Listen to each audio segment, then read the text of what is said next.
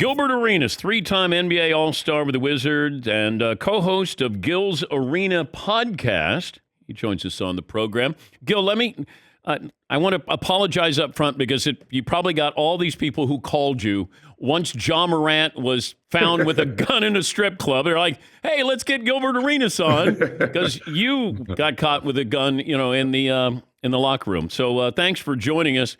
How many people reached out to you to get your thoughts on Ja Morant?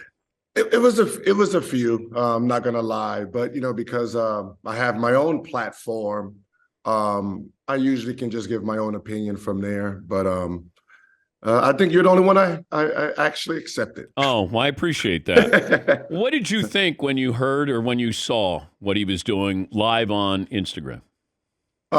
Since I'm the one who's actually, been there, done that.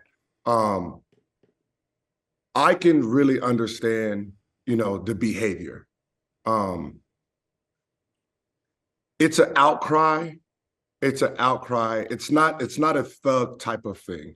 It's more of an outcry of leave me alone of behavior. He's being accused of, the store incident with his, involving his mother. And then you have the 17-year-old kid that he pulled a gun, so he's getting these backlashes from the media. Now he wants to show everyone that I'm this tough guy, leave me alone. It's that type of behavior. It's more of an outcry, a rebellion stance. What would you say to him? It's one of those things like, I understand the hurt, I understand the pain, but that comes with the job. It comes with the job. We're in a spotlight, and when you're in the spotlight, you have to take the good with the bad. So you can't act like this. This is not the behavior that actually helps you going forward. The only thing that can help you is keep your head low and do your job. Right now, this partying in the club, having fun, showing weapons or no weapons, that's not part of your job. But I don't know what he's, revolting against, or what's he angry? He's got everything, Gilbert. Yes, but no. Athlete's life is a little harder than it seems. The only time we have peace is when we're at the job. Everything outside of the job is nothing we are prepared for. You're talking about, 19, 20, 21-year-old kids who have all the money in the world. We're not 40. We're not businessmen. We're getting the most money at the wrong time of our lives. We have everyone in the world pulling on us for loans, money. I mean, it's if we can play the game all day and not have to deal with reality, we would. But does he want to be somebody he's not? No. It's just like anything in life. It's a phase. We all go through it. When you're a college kid, you have a phase. When you're a young adult, you have a phase. When you're in your 30s, you have a phase. When you're in your 40s, you have a phase. For some reason with athletes, that phase between 20 to 25.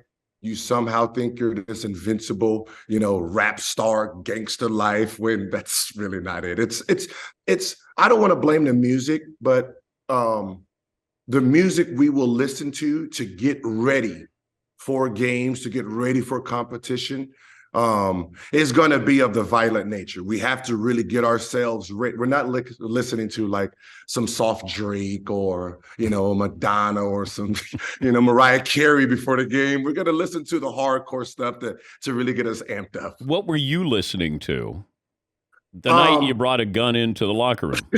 I wasn't listening to anything. I wasn't listening to anything. My stance was, I was being challenged. Someone said they were going to do something to me. And I said, I don't think you are. I want to see it. So I was calling a bluff. I want to see you do this. Let's see how tough you are. So will I not do that again? I can't say I wouldn't, because at that time, what was making me great was accepting all challenges. You say you're going to, stop me from scoring 60. I don't think you can. Let me see you do it. So mine was a little different because it wasn't me being aggressive. It was more of the other person being aggressive, and I need to see you do this. Because, okay, so you bring, was it unloaded, the gun? The gun, yeah, they were unloaded. Yeah. Okay. The gambling dispute between you and Javaris Crittenden back in 2009. No, it was not. They were gambling. I was poking fun at them losing. Oh, yeah. See, yeah. Okay. It had nothing. It had nothing to do with me actually losing money or him owing money. It was never about any of that. And then you allegedly both pointed guns at each other. No. I've never touched a gun, never had a gun. He never pointed a gun at me. Isn't that bizarre that that's the story? That you guys pointed guns at each other in the locker room. Yeah, no, it wasn't that. It was the guns were on his chair. The guns were on his chair, and it was basically pick one, the one you say you're gonna shoot me with. I want to see it. It was that stance. And he was saying, I don't need your guns, I have my own gun. Oh. Yeah. But was his loaded? I don't know. No, listen. It wasn't. But knowing what has happened to him since then, I'm guessing Crittenden had a loaded gun. No, I can't say he did or didn't. Yeah. Was I scared? No. Like, did I think he was going to shoot me? No. Like, we hung out every day, all day. We have a big brother, little brother relationship, and it was more of I need to stand up for myself because he's making me look stupid in front of the teammates. It was more of that behavior than really feeling threatened by anything. And then you got a 50-game suspension. Yes, it ended up being 50 game, but it was the rest of the season, 38 games. Okay, plus the team made it to playoffs. Okay. But for the record, we didn't get suspended for guns in the locker room, because guns on NBA property is only 2 to 3 games. And the story was too big for them to say, oh, it's only 2 game suspension. So I got suspended for the incident. Well, it was the behavior. Conduct that was detrimental to the team. So back then, you can use mental to hold kids out longer. So basically what they were trying to do to Ben Simmons early in Philly, when they said, oh, conduct detrimental to the team, he's suspended. Back then, you can use that indefinitely. That's why he used it against them and said, oh, I need to do my he used that so he can sit out as long as he wanted to. I'm glad you cleared that up. What do you think? If you're the commissioner, what do you do to Ja Morant? If I'm the commissioner, then because I've been there, I personally know Adam Silver technically can't do nothing, because he's already been punished by his team, which is a smart move if you're the Grizzlies. Hurry up and suspend him. But why don't they say it's a suspension, Gilbert? Because they're saying he's taking time off. So why not say it's a suspension? Because it hasn't been labeled that. Because he got suspended for 2 games by the Grizzlies, and now he's taking time off to reevaluate. It's like your business, right? You have your employee who's a very great employee for you. You don't want this outside entity, giving you 30 games and it messes up your business. So you're trying to get in front of self-imposed. Yes. So they're probably just because Adam Silver can't do anything. He can't suspend him until all the evidence is presented. Now, how do you present evidence that there's no weapon? You can't prove that he used the airplane with the weapon, or you don't have any proof of any of that. So you can't really do anything unless he admits it. And that's what I did. I admitted those were my guns.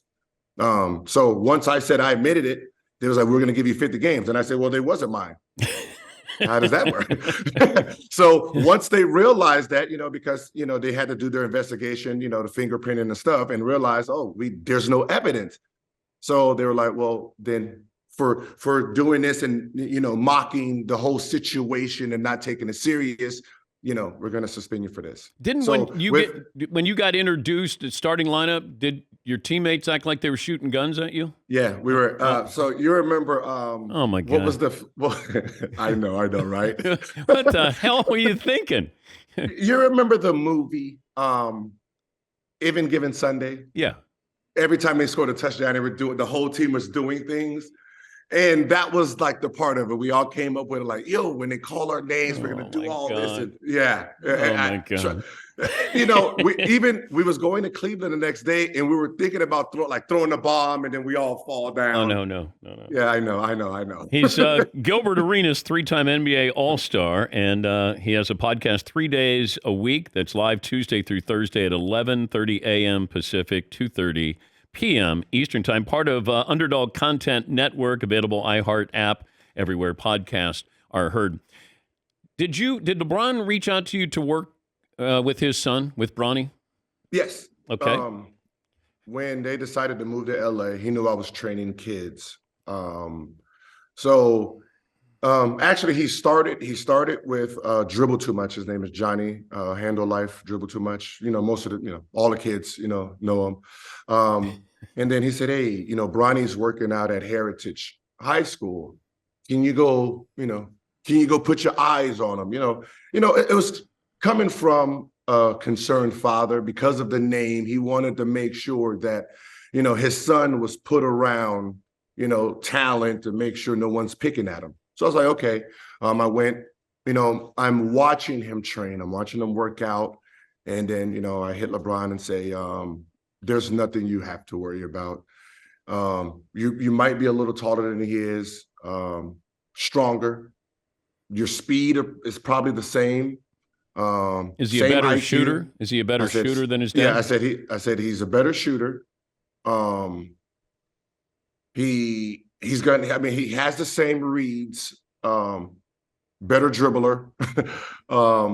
So I said, you guys are even. You're just probably a little bit taller. He probably might be a little bit more athletic at this age than you were. But at this point, he just needs reps. Your genetics is flowing through him. All he does is he just needs reps at this point. You think he's a top 10 pick? His ability, he reminds me of a more athletic Drew Holiday. Very smart. Yeah, he's a very smart kid. His downfall is it's a positive for a coach and a team. He's very unselfish. He's He's not the type that would try to go out there and score 40. He knows what he can do, and he's going to always play to his ability and the team's ability. That's the downfall to me, because his ability is he can go out there and dominate a game because of what's flowing through his body. Like when he gets mad, you can't stop that kid. Like high school can't stop him when he gets mad. Okay, but you think he can do that in the NBA? Yes. You think he can be a dominating force in the NBA? He will be at his height, 19, 7 type of player. That's what I said. He's Drew High. He's going to be a lockdown defender. He'll make big plays when he needs to. He's going to be like the perfect, second option. Okay. Now, if he decides, like if he gets put on a bad team and they say you are going to be the number one option, he has that ability. Wow. But he's still going to be the guy that will, like his father, if I have to score 30, I'm going to score 30. But, if I see a play for this shooter in the corner at the end of the game, I will make that pass. I'm not going to force up a shot. So he's more unselfish than LeBron is too. What do you remember about the night you scored 60 on Kobe and the Lakers? Because I think Kobe had, 45 that night? 40, yeah, yes. Yeah. What do you remember about putting 60 on the Lakers? To be honest, it's not my top three performances. Nothing was standing out that I was on fire. It wasn't like a Klay Thompson where he's on. I had 20-something free throws, missed a shot to go to overtime. I was, very big in overtime. I was surprised that I had 60, so it wasn't a game that, I'm like, oh, that's, Is Kobe saying anything to you? No. Before the game, it's always, I'm guarding Gilbert. I'm going to shut him down. It's always the mind game. It's always the mind game. I'm going to shut him down. You guard him to try to make you really think about what it is. So, whenever he did that, I always went into ISO basketball just to let him know. See, that's the competitive part. He says, I'm going to shut him down, letting everybody know, don't worry about him. He's neutralized.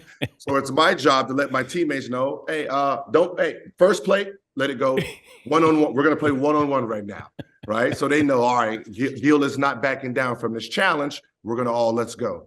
And, that's what sports is about. But, my performance is like that I really say it's the 54 against Phoenix. They were the number one team on a 16-game winning streak.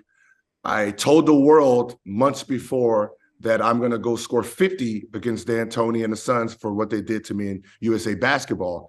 So I remember I remember D'Antoni saying, "Damn, you hold a grudge, man. I'm never going to let you. I don't want you holding a grudge against me." So I'm in layup line, and D'Antoni said, because they're the number one team, they're on fire. He said, you're going to need more than 50 to beat us. And then I said, okay, I'll have more than 50 then. And end up having 54 and we won. Who guarded you? Apparently nobody.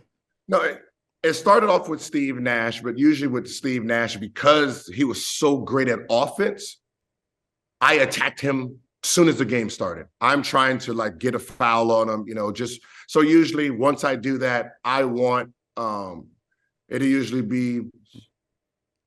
Was it Raja Bell? Did he? Boris DL? No, it'll usually go matrix. So Sean Marion will start first. Okay. Because they're trying to if I'm hitting shots, they'll put a longer body on me. So it'll be the matrix. If I'm neutralizing him, then they'll go with Raja Bell. So they can try to use the toughness. But usually when I'm hitting shots, they'll use a longer defender on me. So. I want to have you, next time on, I want to just talk basketball with you. I've always appreciated your basketball IQ of knowing the game and telling stories. The podcast is Gil's Arena Podcast. I highly recommend it because this is what you're going to get from Gilbert. Tuesday, Wednesday, Thursday, 11:30 a.m. Pacific. It's on Underdog Content Network. Available on the iHeart app and everywhere podcasts are heard. Gilbert, great to talk to you again. And I meant when I said I'd love to have you on, talk some basketball here as we get closer to the playoffs, if that's okay. Okay, thank you. Hey, don't beat him up too much. I know we have to do our job, but he's still a kid, so But I'm not condemning. I just want to make sure he understands. I hope those around him understand. And maybe this is a footnote in 5 years from now, Gilbert. And that's the problem. The people around him don't understand. Yeah. Because they're learning as he is, and he's trying to learn. And the funny part is if they're at a strip club, it would be his teammates that's around him, not his friends. So that's another question, but they're all young. It will be a footnote. I think the reality of I almost lost everything. I could possibly lose everything.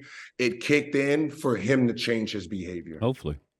Yeah. Great to talk to you. Thank you, Gilbert. All right. Thank you. Gilbert looks like he still put up 20.